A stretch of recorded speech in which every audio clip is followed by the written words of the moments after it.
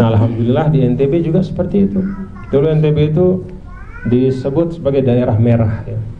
Jadi kalau di kepolisian, di Kementerian Dalam Negeri, di Kementerian Koordinator Politik Hukum dan Keamanan itu selalu NTB itu daerah merah.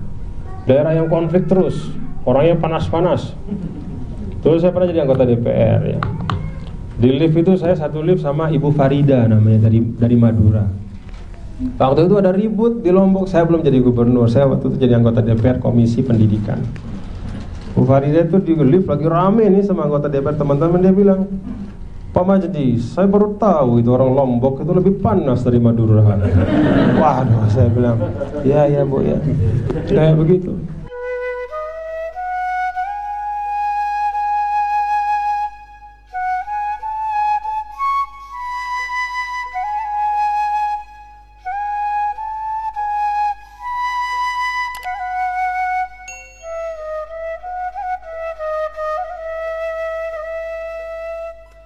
Mari lihat bagaimana Rasul menjadikan visi membangun keamanan dan perdamaian itu menjadi kunci. Itu sebabnya kalau di negara-negara yang aman dan damai itu Islam itu pasti berkembang. Dan itu tidak aneh. Bahkan jauh sebelum Nabi besar Muhammad SAW, sejak zaman Nabi Ibrahim. Kan ada itu di dalam suratul Baqarah. Rabbi ja'al hadza baladan amina warzuq ahlahu minas samarat. Kata Ibrahim apa? Ya Rabb, jadikan negara ini aman. Lalu doa yang kedua, ya Allah jadikanlah, berikan rezeki kepada orang-orang yang tinggal di sini. Rezeki itu nggak bakal datang kalau situasi tidak aman. Gimana Anda mau mencari rezeki yang baik kalau ada perang terus? Kan antara to kill or to be killed kan? Jadi antara membunuh dan dibunuh. Udah gak bisa kita berpikir tentang peradaban, gak bisa kita berpikir tentang cita-cita besar. Anda hari ini mati atau Anda membunuh orang, itu perang. Di dalam surah Ibrahim yang dibaca oleh Al-Hafiz Ifdal tadi pagi itu, Nabi Ibrahim berdoa. Apa doanya? Rabbi ja'al hadzal balada amina wajnubni wa baniya an na'budal asnam. Ya Rabb, jadikan negeri ini aman dan jauhkan keturunanku dari menyembah selain. Apa artinya? Dari inilah kemudian lahir ada satu kaidah, al-amnu qoblal iman. Keamanan itu sebelum iman. Dalam artian apa? Bahwa kita tidak akan mungkin bisa melaksanakan tuntutan keimanan itu dengan baik. Tidak akan bisa menghidupkan atau menyebarkan nilai-nilai keimanan kecuali kalau ada keamanan sebelumnya. Dan itulah yang menjadi visi besar dari Nabi kita, Nabi besar Muhammad SAW ketika beliau memimpin.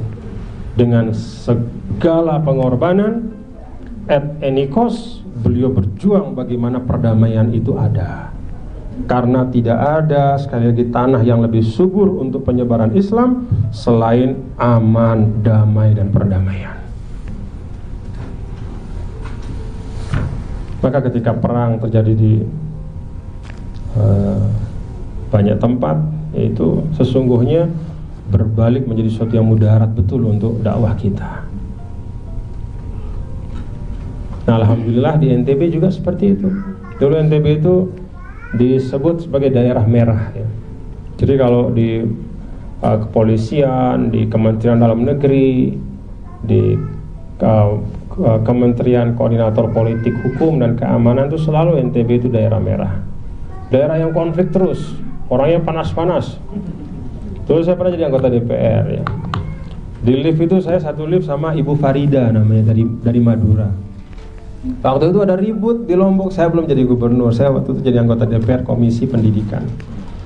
Bu Farida itu di lift lagi rame nih sama anggota DPR teman-teman, dia bilang, Pak Majdi, saya baru tahu itu orang Lombok itu lebih panas dari Madura.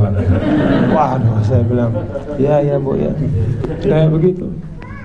Jadi ketika keamanan itu tidak ada, maka semua harokatul hayat ya, dinamika kehidupan, aktivitas yang positif itu juga akan terganjal dan tidak bisa bergerak.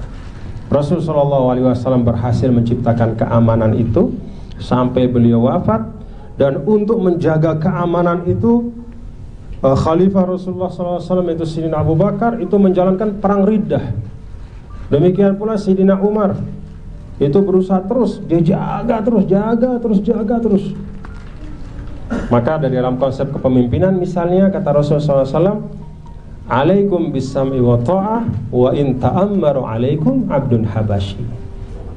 Jaga keamanan itu, taat kepada pemimpin walaupun yang memimpin itu adalah seorang budak berkulit hitam. Kalau kita sekarang mungkin itu pernyataan metaforik biasa ya. Tapi kalau zaman itu pernyataan yang tidak mungkin keluar. Sebelum Rasul tidak mungkin keluar, itu penghinaan kepada orang Arab. Bagaimana mungkin mereka mau dipimpin oleh seorang budak berkulit hitam lagi?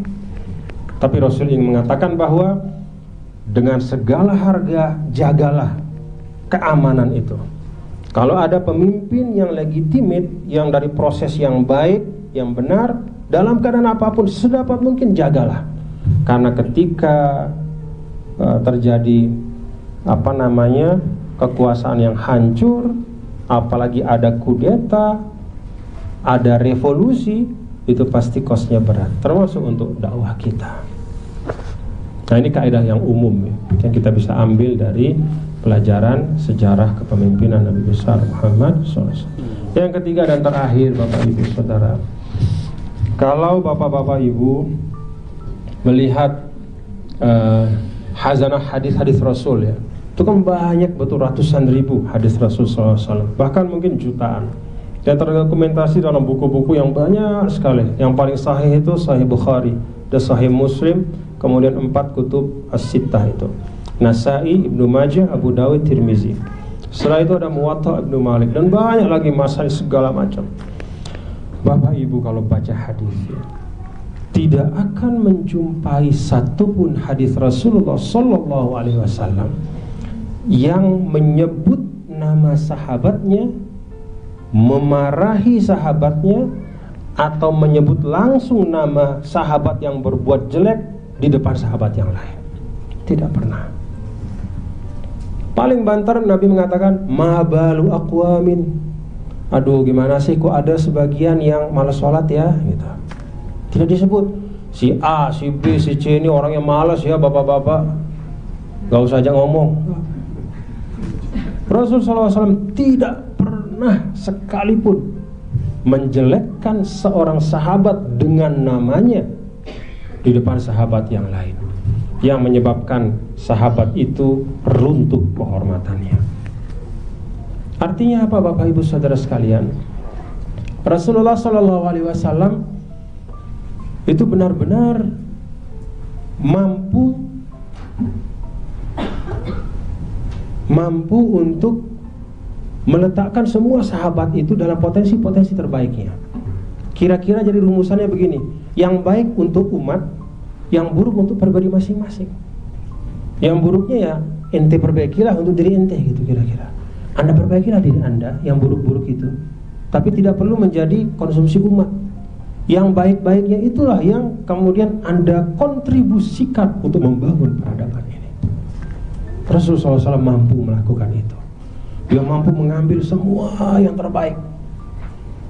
Maka Rasulullah SAW mengatakan, kalau ada di antara kalian ingin untuk belajar tentang keberanian, cari Umar. Ada yang ingin mengetahui tentang halal haram, cari Mu'az bin Jabal. Ada yang mau tanya ilmu faraid, cari Zaid bin Sabit. Ada yang ingin belajar baca Quran, cari Ibnu Mas'ud.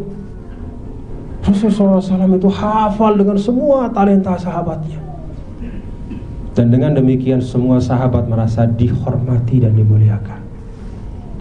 Maka tidak ada sahabat yang ketinggalan, tidak ada sahabat yang merasa dinomorduakan, karena mereka semua dimuliakan oleh Nabi besar Muhammad SAW. Jadi tidak ada diskriminatif ya di dalam satu kebijakan, satu ungkapan, satu ucapan. Tidak ada hal-hal yang diskriminatif terhadap masyarakat yang ada. Jadi semua merasa terayomi, semua tertantang untuk mengeluarkan kontribusi terbaik. Karena seperti itulah Rasulullah SAW memperlakukan sahabat. Ini 3 catatan sederhana dari saya tentang kepemimpinan Nabi besar Muhammad SAW. Cinta, visi bagaimana membangun perdamaian, dan yang ketiga adalah apa bahasanya ya, memaksimalkan semua potensi dari semua komponen dengan sebaik-baiknya. Kalau kita kan sebaliknya kadang-kadang ya. Jadi yang nggak baik itu yang kita konsumsi gitu, kita ceritain satu sama lain. Akhirnya yang baik-baik itu nggak kelihatan. Nauzubillah min dzalik. Saya pikir ini catatan sederhana yang penuh dengan keterbatasan dan kekurangan dari saya, tapi setidaknya ini bisa membuka Anda semua bisa mendalaminya.